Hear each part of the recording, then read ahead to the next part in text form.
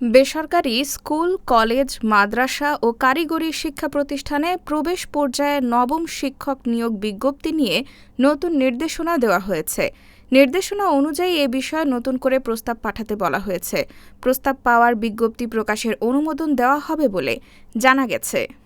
শিক্ষা মন্ত্রণালয়ের মাধ্যমিক ও উচ্চশিক্ষা বিভাগের একটি সূত্র জানিয়েছে, নবম শিক্ষক নিয়োগ নিয়ে নতুন করে প্রস্তাব পাঠাতে গত বৃহস্পতিবার মন্ত্রণালয় থেকে বেসরকারি শিক্ষক নিবন্ধন ও প্রত্যয়ন কর্তৃপক্ষের কাছে একটি চিঠি পাঠানো হয়। চিঠিতে আগের দেওয়া তথ্যের সঙ্গে নতুন করে আরও কিছু তথ্য চাওয়া হয়েছে। এ তথ্যগুলো পাওয়ার পর বিজ্ঞপ্তি প্রকাশের বিষয়ে সভা করবে মন্ত্রণালয়। নাম অপ্রকাশিত রাখার শর্তে শিক্ষা মন্ত্রণালয়ের এক কর্মকর্তা দ্য ডেইলি ক্যাম্পাসকে বলেন, দ্রুত সময়ের মধ্যে এনটিআরসিএ-কে নতুন প্রস্তাব পাঠাতে বলা হয়েছে। প্রস্তাব পাওয়ার পর বিষয়টি নিয়ে সভা করে পরবর্তী সিদ্ধান্ত গ্রহণ করা হবে। জানা গেছে, বেসরকারি শিক্ষা প্রতিষ্ঠানে প্রবেশ পর্যায়ে শিক্ষক নিয়োগের লক্ষ্যে প্রথমে ৭৭,০০০-এর বেশি শূন্য পদের তথ্য পাওয়া গিয়েছিল।